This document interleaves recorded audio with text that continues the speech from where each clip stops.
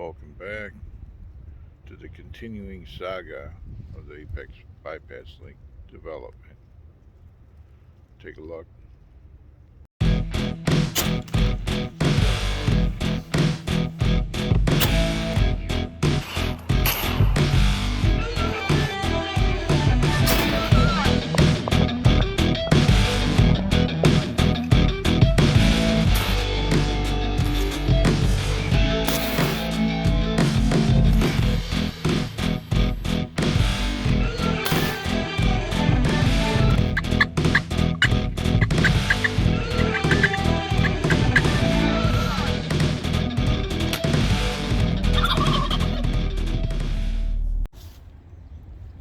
So, when the concept of the bypass link was to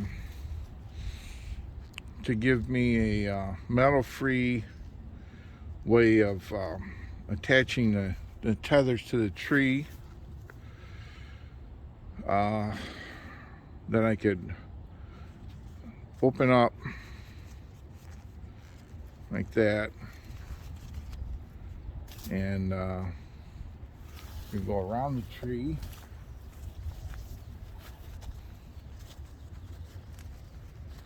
and close. It's like this.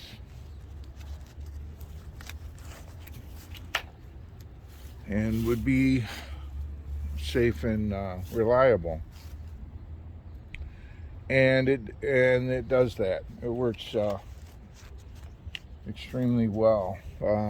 I've used it all through the 2022 deer season, and I used it the other day on a evening coyote hunt. But it was good. The original bypass links were temporary. I had made this part. If you remember from the other videos, the purpose of this, and it's not so much necessary on the lower, but it's to maintain this this gap here for the lower to come up underneath. But anyway, it was the way I had it tied, the way I had this spacer tied to the oplux with paracord, that would come undone from the strain from climbing. The other thing that would happen was that when I had my weight on this fisherman knot portion of the link would constrict so much. This hitch or knot, that's a hitch used in this manner, but this would constrict so much that it was hard to, once I had my weight cycle on it a few times, it was hard to open. So I tried some ways to keep this knot from tightening up too much. It worked a little bit. It was a little bit messy. I used this line runs into here, and it's actually part of this spacer, and then it's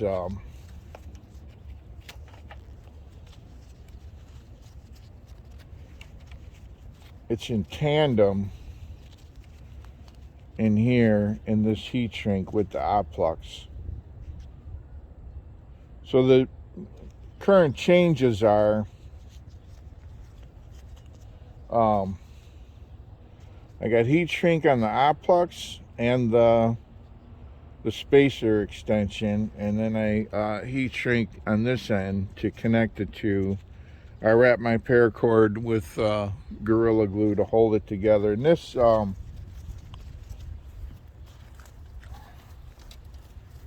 stuff made out of rope and Gorilla Glue becomes really, really tough. I mean, I can't bend that. It's still light. I can make some good stuff out of it. Anyway, so couple things are going on. I don't know if you saw the predator hunt climb from the other day. You see that the tether stuck on me a couple times during the climb, and well, get this back on here. I wasn't able to get this tubing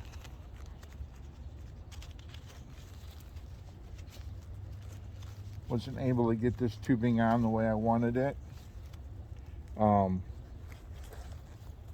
through here where I had it before. So making this permanent with Gorilla Glue and tying it up allows this to be in here and move freely. I know a lot of guys with their tethers, they want to find a way to lock this to the tree, but with the 2 tether, you really want this to be able to open easily, and you can, and with the stiffening aspects of the heat shrink, you can really slide that up and down the tree. And the slick surface of the heat shrink allows it to slide on bark really easy. So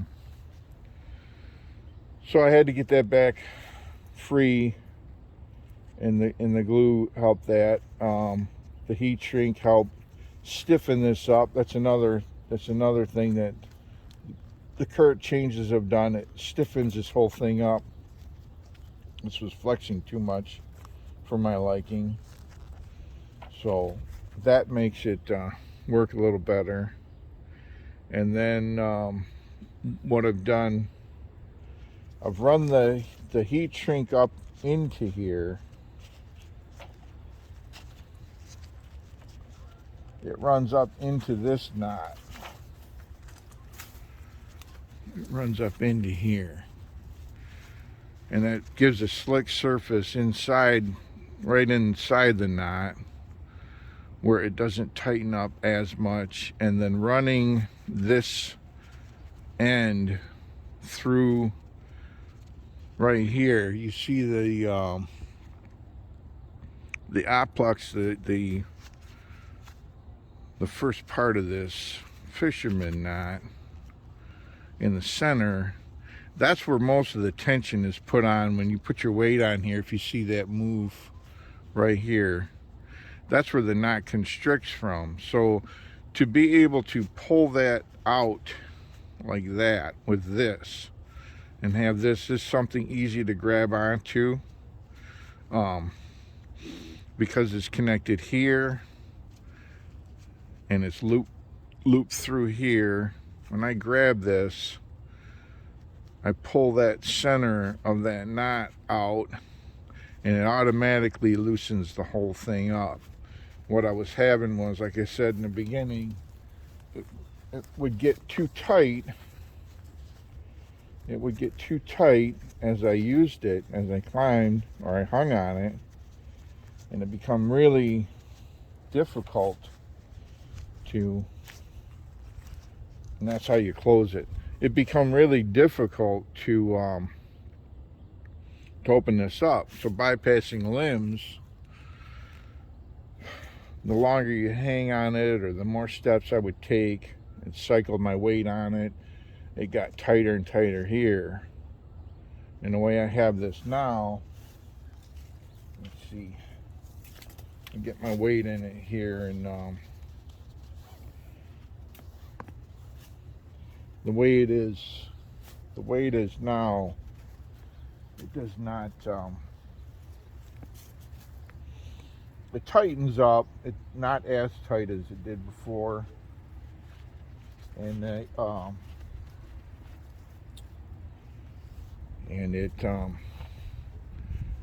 it's easier to break loose. So let's see, I get my weight on it,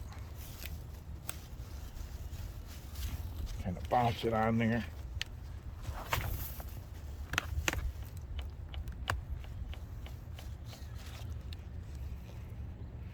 Bounce it on there a few times. So now if I needed to bypass a limb, I I can loosen this up and get my weight off of it. Grab it here, grab that knot, and it loosens right up now. Quite a bit easier than before. The only, and I did this the day after the hunt. I think I did this Monday morning. But the only thing left that I have left that I really want to do here is I want to make something, some kind of chafing guard that can kind of cover this section. The oplux buried, or it's forced against the bark pretty hard, and I don't want it to abrade away too fast. So I'm going to come up with some kind of chafing guard to go around here. Other than that, it's just about, you know, for a crude DIY, it's just about perfected in use for, you know, in practice. Like I said, just a chafing guard. If this didn't, if put my weight on this didn't drag it on the tree, I wouldn't be worried about it. But it does. So make just something to cover it. I might, without being too tight or permanent, just on there, and something that doesn't get in the way. Another thing, I don't know if you watch that other video, I had it once or twice where my upper stuck, and what happened was this tail was hanging down and the lower got on top of it and pinched it. So that's a little thing, but it doesn't take